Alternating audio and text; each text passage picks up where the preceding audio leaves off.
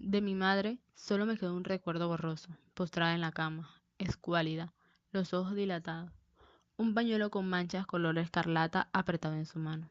Un día se llevaron a mi madre a Quito y no me dejaron despedirme de ella. Después de un tiempo comprendí que mi madre no iba a volver nunca a Catahuango, que había muerto. Instalaron una pesada cerradura en la puerta de su dormitorio que no se devolvería a abrir nunca, al menos en mi presencia. Habría querido tener alguna cosa que me recordara a mi madre, un camafeo, un pañuelo de encaje, un anillo, un abanico, pero todos sus objetos personales desaparecieron, pero aún su nombre nunca se mencionaba, como si jamás hubiese existido. Yo atesoraba aquel único vestigio de su existencia, aquel recuerdo que me quedaba, mi madre enfermiza y en cama. De mi padre, por su parte, no tenía el más mínimo recuerdo. Crecí preguntándome quién podría haber sido. Esperaba y seguía a esperas de que mis parientes me hablaran de mis padres. Nunca lo hicieron. Yo tenía miedo de preguntar, tenía miedo de la respuesta. ¿También estaría muerto él? ¿Y si estaba vivo, por qué no venía a verme? Poco después de mi sexto cumpleaños, por fin reuní el valor para preguntarle a la tía Ignacia por él. Manuela, haces demasiadas preguntas, respondió bruscamente. Esa manera de hablar suya, como si cualquier mención de mi padre fuese un tema tabú, me dejó sin palabras. Tendría que encontrar otra manera de averiguarlo y de saber dónde vivía. Un día que jugaba en el huerto con Jonatás y Natán, les pregunté si sabían quiénes eran sus padres. A los esclavos no les dicen a dónde llevan a su familia después de venderlos, dijo Jonatás. ¿A mi padre lo vendieron también? Las niñas se rieron entrecortada nerviosamente. Natán dijo, no, Manuela, tú eres blanca. Tú eres nuestra ama. A la gente blanca no la venden. Tu padre no era un esclavo. Me puse a pensar por qué algunas personas eran compradas y vendidas y otras no, pero esas parecían unas preguntas demasiado grandes. Yo sé que mi madre está en el cielo, pero ¿dónde está mi padre? Jonatás dijo que no sabía. Arrugó la cara con esa manera tan particular que tenía de darme a entender que estaba pensando. Si quieres puedo tratar de averiguarlo con las sirvientes. Esa noche, en mi alcoba, después de que despabilaron las velas, Jonatás se incorporó de su estera en el piso y se subió a mi cama. Me susurró al oído. La cocinera dice de que tu papá vive en Quito. Con abrazos y besos le di las gracias a Jonatás por la noticia. La alegría y la curiosidad no me dejaron dormir esa noche. A la mañana siguiente, durante mi clase diaria de lectura con la tía Ignacia, mientras temblaba de emoción y temor le dije, tía, sé que mi papá vive en Quito, quiero conocerlo. De un golpe cerró el catecismo que leíamos. ¿Quién te dijo eso? Nadie, le contesté, para no meter al lío en Jonatás. Antes de que mi tía tuviera ocasión de hacerme más preguntas, lancé un libro contra la pared y me puse a patear el suelo y la madera y a gritar. Quiero ver a mi padre, quiero verlo. Escúchame, Manuela, dijo Ignacia con aspereza. Tu padre tiene una esposa e hijos propios. Él no quiere verte. Tú eres su hija ilegítima, eres una vergüenza para él, al igual que eres una vergüenza para nosotras. Usted es una mentirosa. Mi padre me ama, le grité. Me levanté de la silla y la aventé a un lado sin importar el castigo que se le podría ocurrir a Ignacia. Salí precipitadamente del cuarto y de la casa y corrí hacia el huerto, donde encontré un parche de césped debajo de un duraznero y me arrojé al suelo y lloré desconsoladamente, mientras arrancaba hojas, manojos de hierba con las manos y los dientes. Jonatás y Natán vinieron a buscarme, y Jonatás me tomó en sus brazos mientras Natán me frotaba la frente, pero yo no paraba de gritar y temblar hasta que me derrumbé exhausta. Aquella noche, a la luz de la vela, en mi alcoba, redacté la primera de las incontables cartas que le escribiría a mi padre. Humedecí la pluma en el tintero y escribí: Querido papá, yo soy Manuela, vivo en Catahuango, ¿puedes venir a verme? Tu hija. Soplé la tinta en el papel para secarla con mi aliento. Doblé la carta, la puse en un sobre que había sacado de la oficina de mi tío y utilicé su sello para cerrarla. Cuando terminé de hacer esto, caí en cuenta que no sabía cómo enviar una carta, pero aún no sabía cuál era el nombre de mi padre. Me sentí tan insignificante en el mundo como una hormiga minúscula. Mi corazón se llenó de veneno en contra de la tía Ignacia. El día que me contó la verdad fue la primera vez que escuché las palabras hija ilegítima. A partir de ese momento, hasta que me convertí en una mujer adulta, esas palabras, más que cualquier otras, tendrían el poder de herirme y humillarme.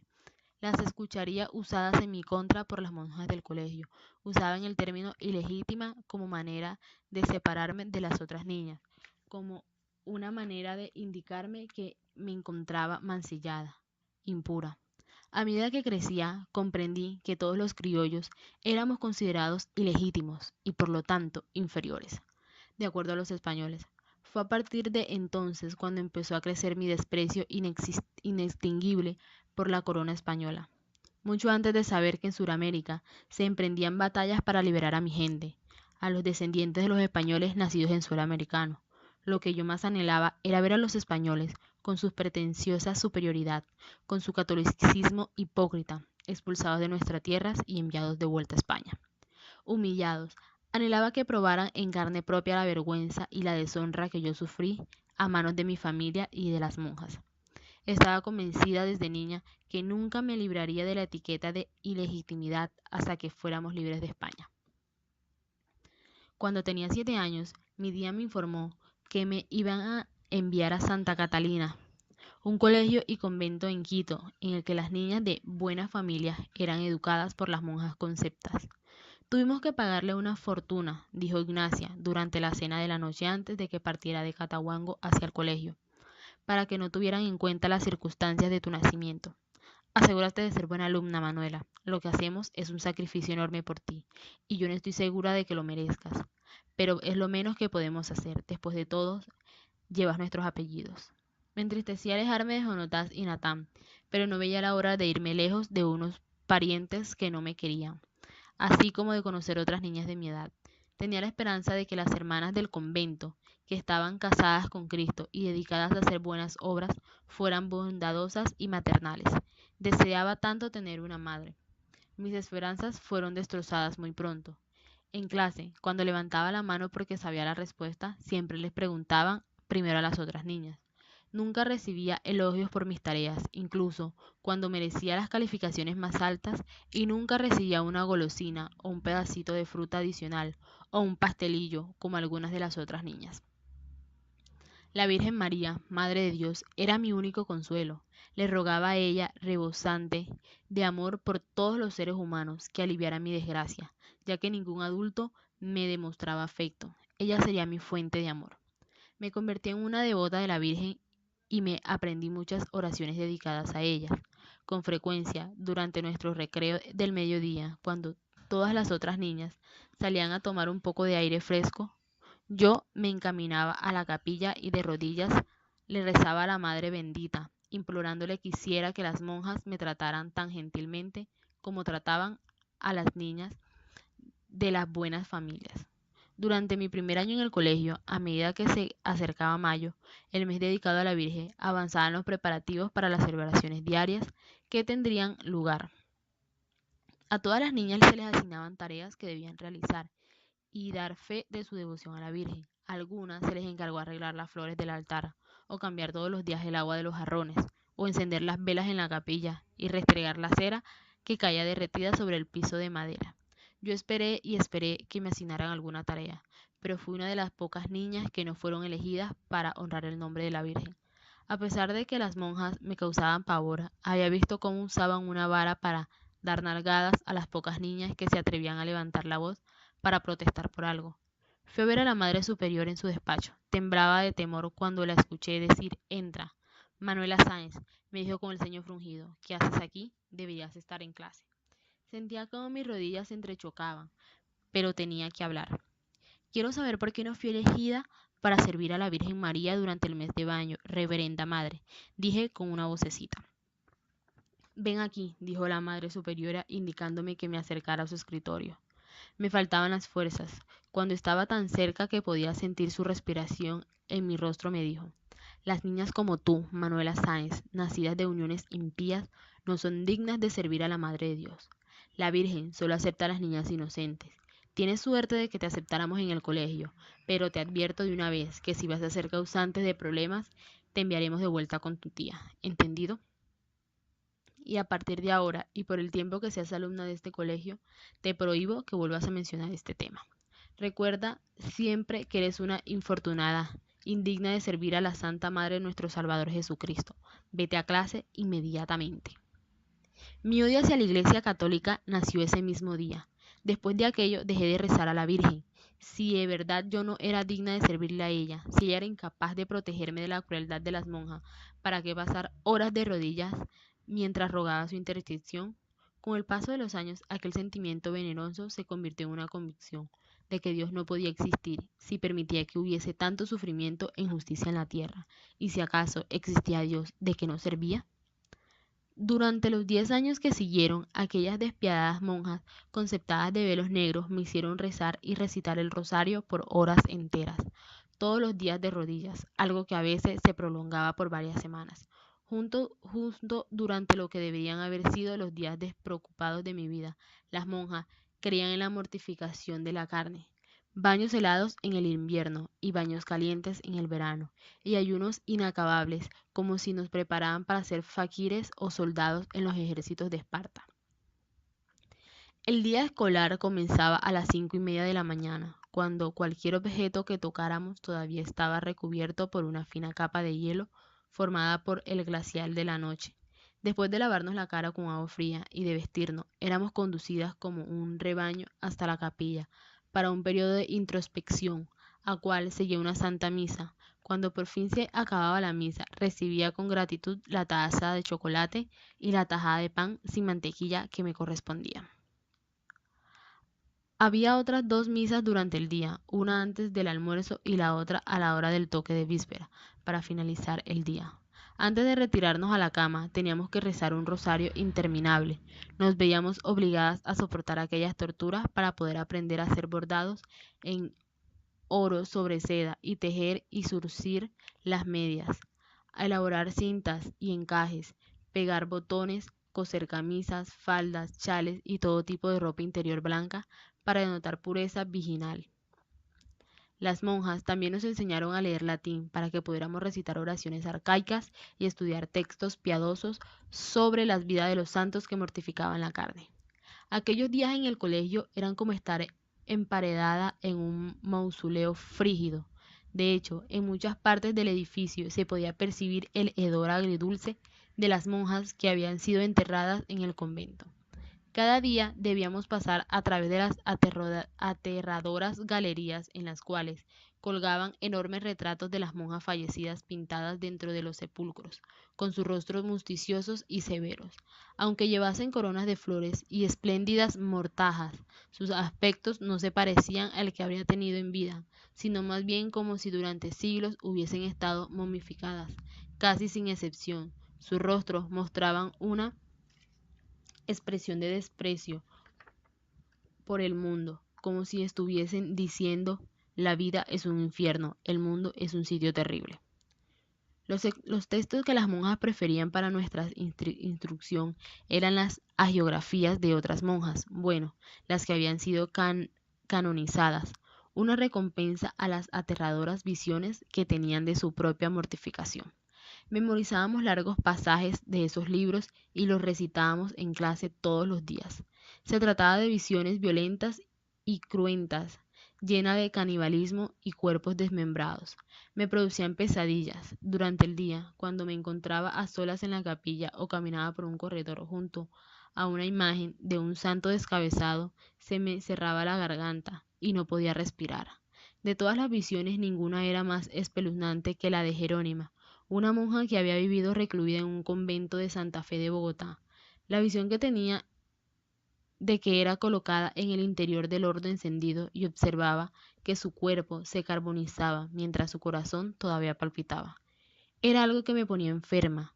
A menudo, antes de enviarnos a la cama, la hermana Carmenza nos leía algunas de las visiones de Jerónima, tan solo para recordarnos que estábamos en el mundo para sufrir.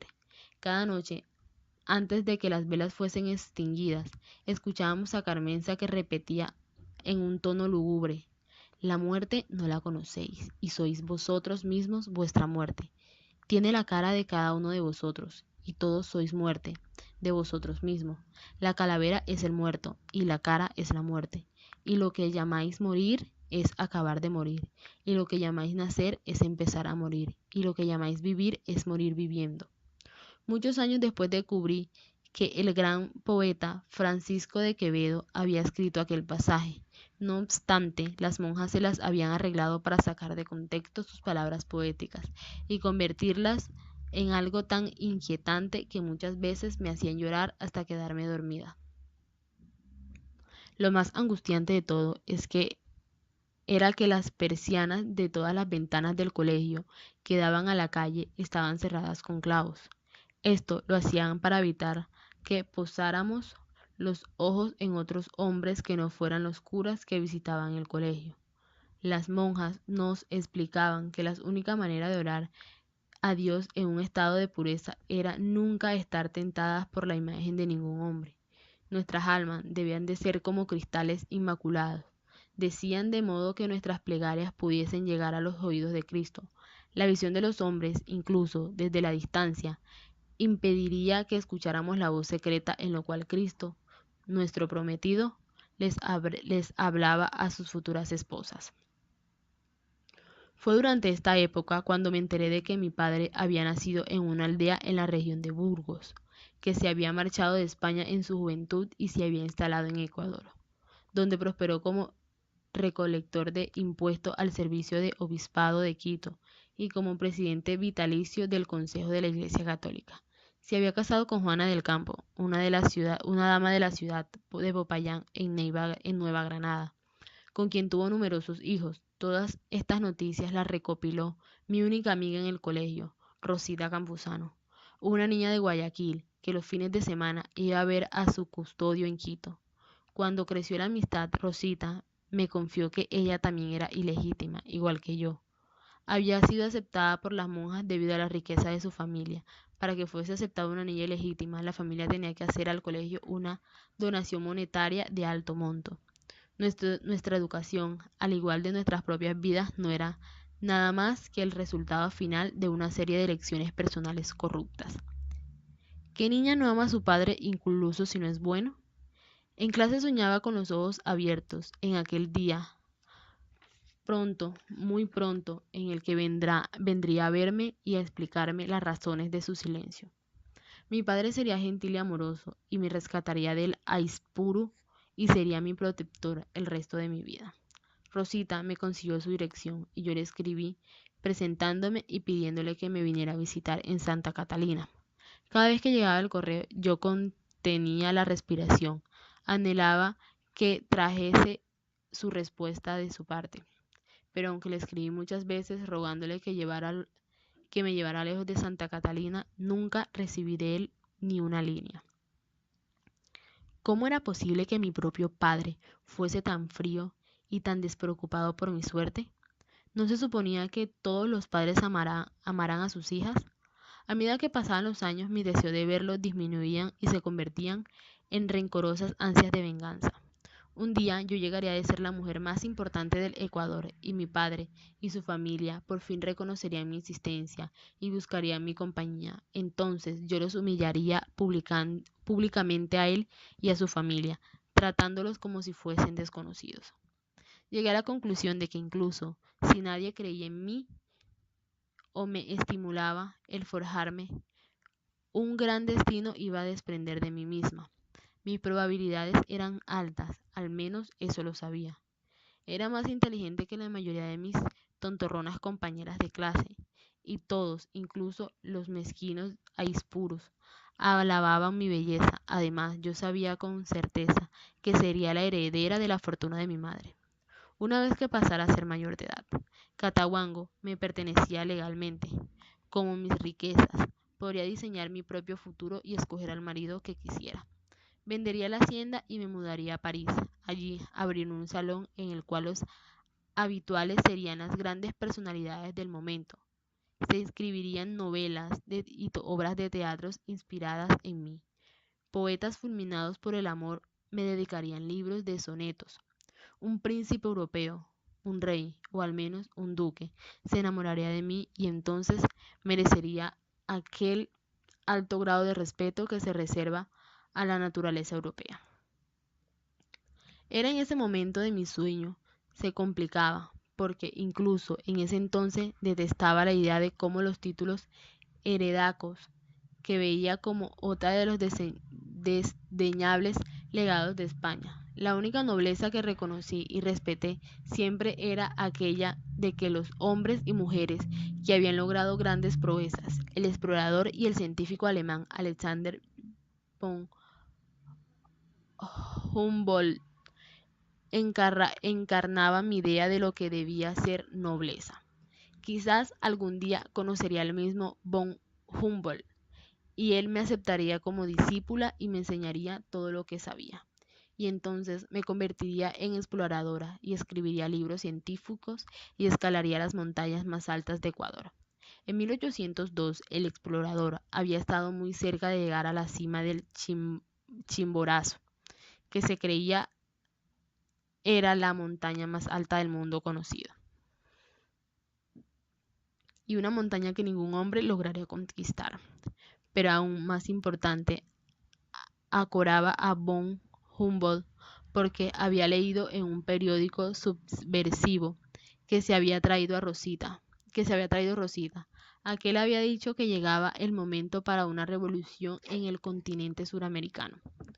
Rosita y yo nos hicimos amigas muy cercanas, porque al ser las dos únicas niñas ilegítimas de la escuela, las monjas nos trataban como si fuésemos parias. Otros dos vínculos nos unían, nuestro amor apasionado por la lectura y nuestro gran interés en todo lo que las monjas no nos enseñaban. Rosita y yo nos reuníamos nuestras mesadas para, para poder comprar libros y entrarlos al colegio. Ella había sobornado a un sirviente en casa de su custodio para que le comprara novelas y libros que hablaran de la historia. La mayoría de los libros que abordaban asuntos contemporáneos estaban prohibidos y se tenían que vender clandestinamente. El otro vínculo que compartíamos era que incluso a tan temprana edad las dos soñábamos con el día en que Suramérica se libertara de las cadenas de España. En el momento para la revolución había llegado. Si bien los periódicos no podían publicar ningún comentario que fuese crítico de la monarquía española y las noticias de ese país tardaban semanas en llegar a Suramérica, a veces años, en cuanto llegaban al continente se expandían por su superficie como pólvora encendida. Ni siquiera los realistas en Ecuador podían ocultar su alarma ante la decadencia que aquejaba a la corte española. Carlos IV y su promiscua esposa, la reina María Luisa, eran odiados por su propio pueblo, un pueblo al que mantenían en la pobreza y la ignorancia. A Ecuador habían llegado rumores de que el heredero al trono, su hijo Fernando, era una especie de monstruo que había tratado de envenenar a sus propios padres. Que este príncipe pudiese ser amado por los españoles solo podía significar el reinado de los Borbones, que se encontraba a una decadencia comparable. Alargándose los últimos años del Imperio Romano. Así pues, cuando en 1808 Napoleón Bonaparte instaló a su hermano José en el trono español, se hizo obvio que muy pronto España se vería demasiado carcomida por las intimidantes crisis para estar en condiciones de contener los anhelos crecientes de su independencia en Sudamérica. Fue más o menos por esta época, entre los materiales impresos que introducía en el colegio, enrollados alrededor del pecho y por debajo de la ropa, Rosita logró hacerse una copia de las Declaraciones de los Derechos del Hombre y los Ciudadanos, escritas por la Asamblea Nacional de Francia. Yo ya había oído hablar de la Revolución Francesa, aunque tanto en la casa como en el colegio siempre la consideraban como un ejemplo deplorable de las consecuencias infortunadas de permitir que las masas se gobernaran a sí mismas. Memoricé los 16 puntos de la proclamación, aunque quizás el único que entendí fue el primero. Los hombres nacen y permanecen libres e iguales en derechos. Esto resultaba suficiente para sostenerme durante estos años en que me hacía sentir inferior por las circunstancias de mi nacimiento. Aquellas primeras palabras de la Declaración de los Derechos del Hombre redactada por los franceses sellarían mi destino. La única ilusión en mi vida eran las vacaciones escolares, cuando salía del convento para ir a Catahuango, donde pasaba los días montada en caballo con Jonatás y Natán. Las tres éramos inseparables, decíamos que éramos las tres mosqueteras. Jonotaz, mi favorita, se había convertido en una jovencita delgada y fibrosa, con un motojo de rizos negros, un cuello y un torso alargado y las piernas fornidas de una alpinista. También era una bromista irrefrenable, y cuando yo se lo podía, le encantaba remedar a los aispuro. Natán, aunque más baja, era más hermosa que Jonotaz. Tenía unos ojos grandes y brillantes, y unos rasgos tan delicados que parecían haber sido dibujados con un lápiz afilado. Natán no era revoltosa y algo masculina como Jonotaz. Al contrario, tenía los modales recatados de una dama. Sin embargo, a pesar de su naturaleza calmada, estaba más que dispuesta a participar en cualquier travesura que inventáramos Jonotaz y yo. Entendía que entre Jonotaz y yo existía un vínculo especial, y no parecía de celosa nuestro trato íntimo. Su sueño era llevar algún día una vida independiente y criar su propia familia. Le prometí que cuando yo fuera adulta le daría la libertad. Me gustaba mucho ese carácter dulce de Natán, y sentía más deseos de protegerla a ella que a Jonotaz, quien era muy capaz de defenderse por sí misma. Si bien los Aispuru desaprobaban que yo estuviese tan apegada a las dos muchachas, para ellos era un alivio no tener que estar pendiente de mí todo el tiempo. Cuando volví al colegio, eran muchas las noches frías que me pasaba en vela, para vivir todos los momentos felices con mis dos muchachas, mi verdadera familia. Los domingos por la tarde, cuando la mayor parte de las niñas salían de la escuela para pasar la tarde con sus padres o sus parientes, o bien con sus guardianes en Quito, yo me quedaba en Santa Catalina y leía en la biblioteca. Leti Ignacia solo me llevaba a su casa para las fiestas principales. Yo buscaba en los libros el conocimiento que por ser niña no se nos impartía. Encontraba consuelo en el acto prohibido de leer novelas, unas historias románticas y excitantes que me transportaban muy lejos de los muros húmedos y helados del convento. Leía y leía la novel Eloise de Rousseau, que Rosita había introducido de contrabando en el colegio, al igual que la heroína de Rousseau, que yo anhelaba ser la asaltada por la pasión, infringir las censuras y restricciones de la sociedad y ser redimida por el amor. La lectura me sustentaba, confirmaba mi convicción de que existían otros mundos más amplios y más emocionantes que aquel en que yo habitaba. De vez en cuando, alguna niña me invitaba a visitar a su hogar un domingo, pero las monjas me lo prohibían. Nunca me daban una explicación, pero yo bien sabía que era por el hecho de ser bastarda. Era otra manera de recordarme mi inferioridad, que yo era alguien con quien las niñas de las familias de bien no debían socializar. El rechazo impuesto por las monjas surtió el efecto deseado. La soledad vino a ser para mí un hábito. Para mitigar mi sufrimiento no dejaba de pensar en el día que por fin me iría lejos de las monjas, de mis parientes y del mismo Quito. Un domingo por la tarde, 4 días antes de que yo cumpliera los 15 años, Sor Lorena vino a la biblioteca, donde como siempre estaba yo dedicada a la lectura, y me dijo que me pusiera las mejores ropas, pues había venido a verme un visitante. Noté que Sor Lorena había dicho un visitante, así que no podía ser ni Jonatás ni Natán, que por lo general venían juntas a verme una vez al mes, y traían de Cataguango una canasta de frutas, mantequilla, queso y pastelillos. También me traían los objetos de aseo personal que yo le pedía a mi tía en la carta. En mi habitación me lavé la cara y las manos, me cepillé el cabello y lo até con una cinta. Estaba entusiasmada con esa sorpresa en mi rutina diaria. En el recinto en el que recibían los visitantes, un caballero estaba sentado, solo en una silla junto a la ventana. Tomé 2 pasos en dirección suya y de repente me detuve. El caballero aquel tenía la misma forma ovalada del rostro que yo, la tez del mismo tono de alabastro, el mismo tipo de cabello abundante y lustroso, mis cejas gruesas y los ojos grandes y negros como los míos. Contuve la respiración hasta que me dirigió la palabra. Ven acá, Manuela. Me detuve enfrente suyo e hice una venia. Yo soy tu padre, confirmó lo que yo intuía.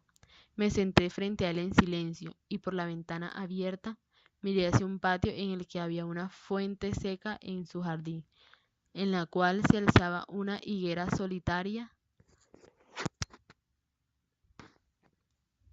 Esta era una de las pocas ventanas en todo el colegio que no estaba clausurada, quizás para que los visitantes no encontrasen el sitio demasiado agobiante.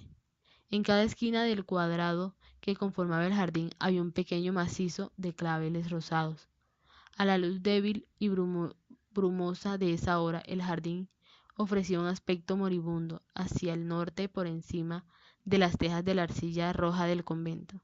El pico nevado del Cotopaxi estaba envuelto en una cienta mortaja de neblina. Fijé la mirada en el volcán, como si estuviese hipnotizada. Me mordí el labio inferior para tratar de resistir las lágrimas que me agolpaban en los ojos y entrelacé las manos para que dejasen de temblar.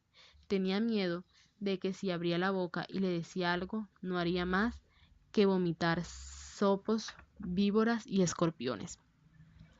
Mi corazón latía tan desenfrenado que alcanzaban a escuchar su golpeteo.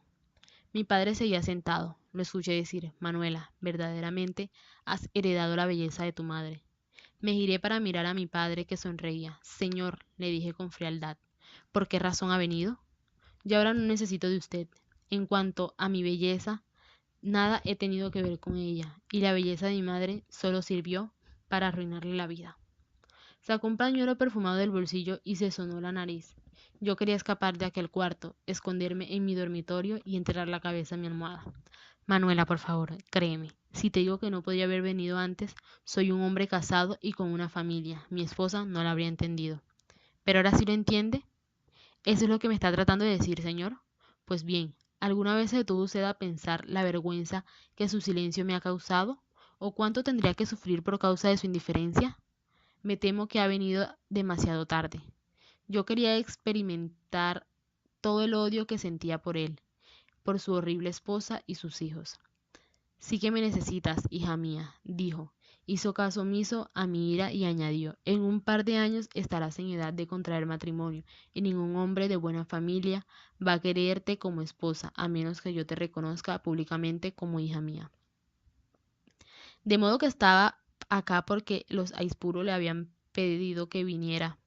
Me pregunté cuándo, cuánto dinero le habrían prometido si se plegaba a reconocer su paternidad. Déjeme asegurarle, señor, me escuché a mí misma decirle con voz estridente, que no tengo ninguna intención de casarme. Y si es lo que le preocupa, cuando llegue a la edad adulta, tendré mi propio dinero, no voy a necesitar a un marido para que cuide de mí. Deja de hablar sandeces, Manuela, me dijo. Yo soy tu padre y a mí me debes respeto. A partir de la próxima semana vendrás a pasar los domingos en mi casa y las vacaciones escolares las pasarás con nosotros. Mi esposa y tu hermano y tus hermanas no ven la hora de acogerte como otro integrante de la familia. Es cierto que he sido un mal padre, dijo mientras se levantaba para marcharse, pero todo eso ha cambiado a partir de hoy. Espero que llegues a amarme de la misma manera que yo te he amado desde este momento. Ahora que lo había conocido, lo odiaba aún más por su hipocresía. ¿Cómo podía asegurar que me amaba después de haber pasado conmigo solo un par de minutos? Este no era un hombre en quien podía confiar. Este era un hombre capaz de decir cualquier cosa con o sin convicción, con tal de obtener lo que quería. Fue así como destruyó la vida de mi madre. Me convertí en una integrante de la familia Sáenz del Campo. Aunque estaba predispuesta a sentir antipatía por ella, no encontré razones de peso para quejarme de doña Juana del Campo. A mí, que era una inoportuna adición a la familia, me trataba con formalidad. Por su parte, mis nuevas hermanas, las hermanas que había conocido solo en la distancia y por quienes había sentido envidia durante años, me dieron la bienvenida cortésmente. Clemencia era 2 años mayor que yo y Josefa 3, y solamente les interesaba hablar de trajes nuevos, de fiesta y de jóvenes que podrían resultar un buen partido para casarse. El primer domingo en casa de mi padre salieron a visitar a una amiga y no me llevaron con ellas.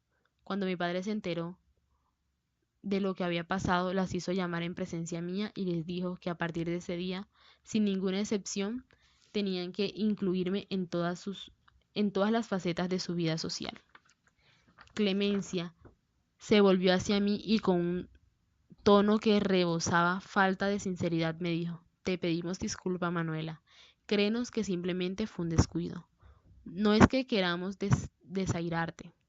Sospecho que estas disculpas forzadas las llevaron a sentir aún más resentimiento hacia mí, si bien se comportarían conmigo con un cierto grado de afabilidad y no me volverían a excluir jamás. La movilidad de mis hermanas me resultaba soportable, solo por la presencia de mi hermano José María, quien había nacido en el mismo año que yo.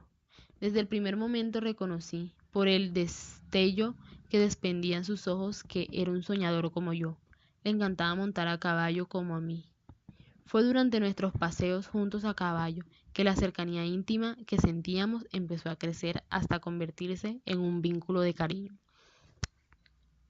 La devoción que me profesaba significó también que mis hermanas tuvieran de hecho que aceptarme como una adición permanente al plan familiar. Aunque la semilla de la revolución ya germinaba en mi corazón, era tan genuino el amor que sentía por mi nuevo hermano, que le perdoné que se alistara en el ejército realista. Con el tiempo me dije a mí misma, lo convencería de que la única posición justificada para un patriota era unirse a los independientes que luchaban para acabar con el dominio de la corona española. Fuese lo que fuese, envidiaba la libertad masculina, que le permitía a mi hermano marcharse del sofocante hogar de la familia, incluso si era para sumarse al execrable ejército de España. Empecé a guardar con ilusión las visitas dominicales a la casa de mi padre. Después de una comida temprana que seguía a la misa del mediodía, José María y yo, si el clima lo permitía, cabalgábamos hasta el pie del panecillo. Atábamos los caballos y luego escalábamos hasta la cima de la montaña. Los días despejados, mientras contemplábamos los volcanes nevados, dejábamos que la imaginación vagara su albedrío y soñábamos con futuros gloriosos, cuando ambos seríamos felices. Estaríamos enamorados y ambos demostraríamos nuestra valentía en el campo de batalla. Yo me veía a mí misma combatiendo en las grandes batallas por la independencia. Fulminaba a los enemigos con mis pistolas, cargaba como la caballería, blandía una lanza contra las tropas españolas y cuidaba de nuestros soldados heridos. Si bien mi deseo de probar algún día mi valor en el campo de batalla era una idea que divertía a mi hermano, no se burlaba de mis ilusiones, por más peculiares que fuesen. No se mencionaba ni una palabra del hecho de que en nuestra fantasía luchábamos en ejércitos opuestos. Mi primera aparición en una misa dominical con la familia Sáenz del Campo provocó una situación bastante incómoda, cuando después del servicio las otras familias se reunieron para socializar en las gradas de la catedral. Fui presentada como la hija de mi padre. No se ofrecían más explicaciones. La mayoría de los presentes reaccionaba con frialdad, pero se comportaba con relativa cortesía, simplemente por deferencia hacia mi padre.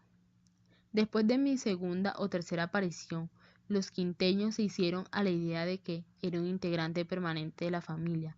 Si bien estaba segura de que mis espaldas cuestionarían mi condición social, podía estar segura de que estaba en el centro de los rumores y el desdén. Mi padre se había convertido en mi mejor opción para libertarme de las monjas y alejarme de los Aispuro, que seguramente habrían estado encantados si yo hubiese tomado los votos religiosos y me hubiese enclaustrado por siempre en un convento, como quisiera compensar todos los años en que había estado ausente. Mi padre quiso asegurarse de que la sociedad quinteña supiera que tan sinceramente orgulloso se sentía de mí, que tan dispuesto estaba a defenderme. Cada uno de los jóvenes que se acercaba a mí era objeto de un cuidadoso escrutinio. Su excesivo celo protector me incomodaba. A veces percibía a mis hermanas resentidas hasta qué punto yo había llegado a ganar un sitio tan prominente en el afecto de mi padre. Alababa mi belleza e inteligencia constantemente y no dejaba sin complacer ninguno de mis deseos. Tomé la decisión de explorar su sentido de culpabilidad. Al llegar a los 16 años, las monjas permitían a cada una de las alumnas tener una criada personal que le traería comida de afuera del convento, limpiaba su celda, lavaba y planchaba sus ropas y le ayudaba a vestirse. Al final de cada día las criadas volverían a sus casas. Le pedí a mi padre que trajera de a Quito a mis muchachas para que estuviesen pendientes de mí y me concedió ese deseo. A partir de entonces solo regresarían a Cataguango de visita. Para gran alivio de las dos, Jonotaz pasó a ser mi criada personal, mientras que Natán se convirtió en una indispensable ama de llaves en casa de mi padre.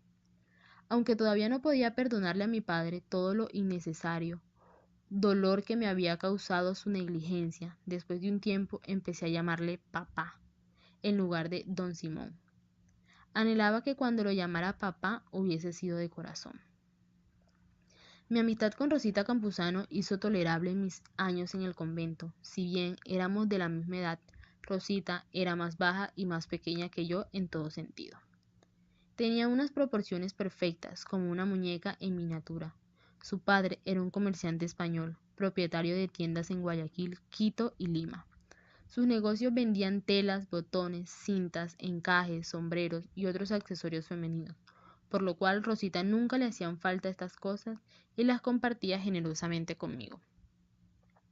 Rosita era mi aliada contra las monjas, que nunca dejaban de recordarnos que nos hacían un favor al permitirnos estudiar con las niñas de buena familia. El método favorito de la humillación elegido por la Madre Superiora era pedirme cada año que presentara una prueba de que mi padre me había reconocido legalmente como hija suya. Al inicio de cada año escolar yo era convocada a su despacho para recibir la advertencia de que podría ser invitada a regresar al colegio el año siguiente a menos que apareciera tal documento. Esto se traducía en que la tía Ignacia cada año tenía que hacer contribuciones más y más substanciosas a las sociedades benéficas de las monjas, algo que ella nunca se cansaba de recordarme. Cuando apareció mi padre en mi vida, le pedí que consiguiera ese documento legal. No puedo hacer eso, Manuela, contestó muy cobarde. Mi esposa nunca lo permitiría. Eso te convertiría en uno de mis herederos legales, lo cual sería injusto a tus hermanas y a José María. Recuerda, algún día vas a ser más rica que todos ellos cuando heredes la hacienda de tu madre. Eso era lo último que yo quería oír salir de sus labios. Lo único que me reconfortaba en aquello del futuro del dinero que iba a heredar y que me permitiría forjarme mi propio destino. Se trataba de un consuelo tosco, pero al mismo tiempo poderoso. A medida que crecíamos, Rosita y yo sentíamos mayor curiosidad por las actividades nocturnas que se desarrollaban al interior de los muros de Santa Catalina. Las dos queríamos descubrir la procedencia de los ruidos extraños que tarde en la noche se extendían como ecos por los lúgubres y ventosos corredores y que las otras niñas del convento atribuían a los fantasmas. Los fantasmas resultaban ser curas encapuchados que iban y venían en las horas alrededor de la medianoche. Rosita y yo comenzamos a espiarlos mientras se escurrían por los padizos para introducirse en la celda de las monjas más jóvenes, la mayoría de ellas novicias, por turno nerviosas y divertidas o bien pasadas de asombro. Nos acercábamos a las celdas de las hermanas que recibían visitas nocturnas y escuchábamos los gemidos sofocados. Manuela, no estoy segura de lo que hacen allí adentro, me susurró al oído Rosita una noche, pero no creo que estén rezando el rosario. ¿Tú qué piensas? Yo tampoco están, y tampoco están estudiando la vida de los santos, le dije. Meses después veíamos cómo aquellas jóvenes monjas se inflaban, sus cachetes se convertían en lunas llenas, sus estómagos se hacían más abultados. Algunas de ellas morían de repente, por razones que nadie explicaba, en la escuela o la familia de la novicia muerta.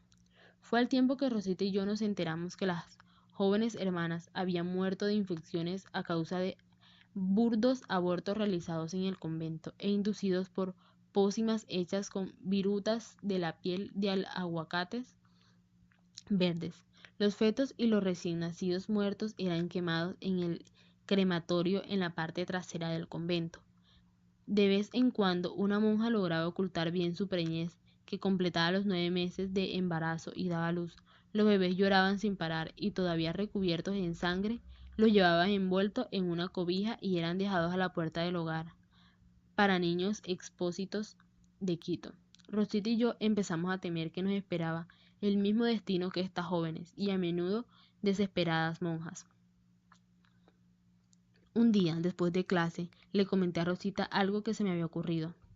¿Te has dado cuenta de que no hay santos felices? ¿Cómo es posible que ninguno de ellos, ni siquiera uno solo entre todas estas criaturas sufrientes, hubiese llegado a la santidad por hacer sonreír al prójimo? Rosita se echó a reír. Tienes razón, Manuela. ¿Será posible que las monjas esperen que nos vamos a sentir inspiradas por las historias de crucifixiones y de personas quemadas en la hoguera o que han fallecido de hambre o traspasadas por flechas o desmembradas? Exacto, le dije. ¿Por qué no hay una sola jovencita que se haya santificado para vestir trajes hermosos que hicieran que la gente se alegrara cuando la vieran? Avanzamos por el corredor entre risas, cuando Sor Jacinta, si había estado espiándonos, salió de sopetón de un salón de clase, blandiendo una regla. Manuela Sáenz, exclamó, los ojos como desorbitados, sus facciones distorsionadas por una expresión de censura. Maldigo el día en que te aceptamos en nuestro colegio. Este no es un sitio para muchachas como tú, y en cuanto a ti, Campuzano, si no quieres terminar mal, te aconsejo que acabes cuanto antes tu amistad con esta muchacha. Una vez que llegó a su fin mi educación con las monjas y cumplí los 18 años, tenía dos opciones: salirme del colegio o entrar de novicia. Por supuesto, solo la primera de ellas me resultaba factible. Yo quería mi independencia y no tenía el menor deseo de vivir en casa de mi padre, aunque bien sabía que iba a provocar la ira de mi padre por traer la colación al tema. Un domingo, después de la cena, cuando mi padre estaba en la biblioteca y fumaba un cigarro mientras leía el periódico, decidí ponerlo al corriente de mis expectativas. Si esta iba a ser una batalla dura de luchar, ¿por qué esperar más tiempo? Me senté enfrente de mi padre. Puso el periódico sobre la mesa y dijo: ¿Sí, Manuela? Papá, ¿te puedo servir un coñac? Fue lo primero que me dije mientras trataba de ganar tiempo y lamentaba lo que ya había empezado. Quizás debería empezar un par de meses más. A final de cuentas, no quería indisponerlo contra mí. Desde que me había acogido bajo su techo, las monjas eran un poquito más amables conmigo, y la tía Ignacia y los Auspurus menos insultantes. Nadie quería ofender a la hija de un funcionario importante de la corona de España. No has venido acá para servirme un coñac. Algo tendrás en mente. ¿De qué se trata, Manuela? Sonrió animándome a que hablara. En mi interior resentía su sonrisa altiva. Denotaba una duplicidad, y por el resto de mi vida jamás podría confiar en un hombre que siempre estuviese con una sonrisa en los labios. Papá, empecé a decir suavemente, quiero irme del colegio en cuanto me gradúe el próximo año. No quiero hacerme monja. No tengo la menor vocación religiosa. No creas que no me he dado cuenta de tu falta de inclinación religiosa. Si te quieres salir del convento, puedes contar con mi bendición. Gracias, papá, le dije, y me quedé quieta con la mirada fija en mis manos, mientras consideraba cómo decirle lo que realmente tenía en mente. No había tenido la menor duda de que mi padre aprobaría mi voluntad de dejar a las monjas, pero ¿qué opinaría de mi deseo de tener una independencia financiera? ¿Alguna otra cosa? Papá, por favor, hablemos de lo que va a pasar conmigo cuando me salga del colegio. No hay nada de qué hablar, Manuela, respondió. Eres mi hija, esta es tu familia y este es tu hogar. Así que te quedarás a vivir con nosotros hasta que te encontremos un marido apropiado. Pero papá, le supliqué, yo no quiero un matrimonio concertado. Quiero casarme por amor. De acuerdo, está bien, dijo con un deje de exasperación en la voz. Eres la jovencita más bella que hay en Quito. Estoy seguro de que entre tus muchos pretendientes, y van a ser muchos los pretendientes, encontrarás uno en el cual te enamores. Hay otra cosa que quiero hacer antes de casarme. ¿Y qué es exactamente lo que tienes en mente? Quiero vender Catahuango y mudarme a Europa con mis muchachas. Mi padre se rió como si fuese demasiado increíble como para tomarlo en serio. Manuela, no sabes de qué estás hablando. Se te olvida que las mujeres solteras no viajan solas a ninguna parte y mucho menos a Europa. Me sentí envalentonada. ¿Cómo pasaba siempre que encontraba oposición. Yo no he dicho que mis planes son viajar a Europa sola, dije que me llevaría a Jonatás y a Natán conmigo. Se quedó mirándome perplejo como si le hubiese hablado en griego. Yo no pensaba retratarme. Sé cuáles son mis derechos, papá. La hacienda es mía y puedo venderla cuando me haga mayor de edad. No quisiera amargarte. Lo único que quiero... Escúchame, Manuela. Mi padre dijo con suavidad. Detecté en sus ojos algo que parecía ser compasión por mí. Cataguango es tuyo, porque era propiedad de tu madre. Me hablaba en un tono parejo. Anunciaba cada sílaba para asegurarse de que no lo malinterpretara. Pero cuando naciste, tu madre te registró como una niña expósita. Eso significa que, de acuerdo a la ley, no se sabe quiénes son tus padres. Legalmente puedes heredar Cataguango solamente después de que mueran los Aispuro. Es verdad que un día vas a ser una mujer acaudalada, pero solo después de que tu tía y tu tío hayan muerto. Mi tío solterón Domingo tenía una salud muy frágil y su fin podría estar cercano. Yo no veía la hora de que muriera. No sentía ningún amor por mi tío, quien siempre me había mantenido a distancia. Tras su muerte, Ignacia sería el solo obstáculo para que yo me convertiría en la única heredera de Cataguango. Sin embargo, Ignacia podría vivir mucho tiempo. Para entonces yo también sería una vieja. Todo el mundo sabe que soy hija de mi madre, dije. Tu madre está muerta, no puede corroborarlo. Pero tú sí puedes. Además, en caso de que no hayas oído hablar de ello, dije y empecé a citar, el derecho a la propiedad es de carácter inviolable y sagrado. Nadie puede ser privado de ella. Solo cuando la necesidad pública, legalmente comprobada, lo exija y bajo condiciones de una indemnización justa y previa. Mi padre me dedicó de nuevo una de sus sonrisas condescendientes. Cada vez que no le gustaba algo que yo decía, aparecía esa sonrisa. Era su manera de silenciarme y de hacerme sentir invisible. ¿Qué son esas sandeces subversivas que repites como una lora? Me pregunto si entiendes una sola palabra de lo que acabas de decir. Comprendo perfectamente cada una de las palabras que te dije. Para que lo sepas, es el punto 16 de la Declaración de los Derechos del Hombre. Los derechos del hombre, dijo con una sonrisa, no los derechos de la mujer. ¿Cuándo vas a entender que los hombres y las mujeres no tienen los mismos derechos? ¿Que no somos iguales? ¿Que una buena hija siempre debe obedecer a su padre? Y a menos que quieras terminar fusilada, no deberías ir por allí citando los derechos del hombre. Sentí como si me fuese a asfixiar por la falta de aire en el recinto. El saber que algún día iba a heredar la fortuna de mi madre y vivir la vida que me imaginaba para mí era la enorme esperanza que me daba fuerza para seguir adelante durante todo el tiempo que pasé en ese horrible colegio. Mi padre estaba negándome esa esperanza. Me di cuenta que se volvía a encender la animosidad que sentía por ese hombre que tenía sentado enfrente mío, cuya semilla me había traído al mundo. Tomé la decisión ese mismo día. Tan pronto pudiese arreglármelas para hacerlo. Con o sin dinero me marcharía de la casa de mi padre. Yo misma controlaría mi vida. No lo haría ni mi familia, ni la sociedad, ni sobre todo las leyes. Me sentía aplastada, pero no derrotada. Tendría que encontrarle solución a mi aprieto, una solución que me concediera lo que yo quería, sin tener que rendirle cuenta a nadie, nunca más. No habría podido adivinar que la respuesta tomaría la forma de un primer amor.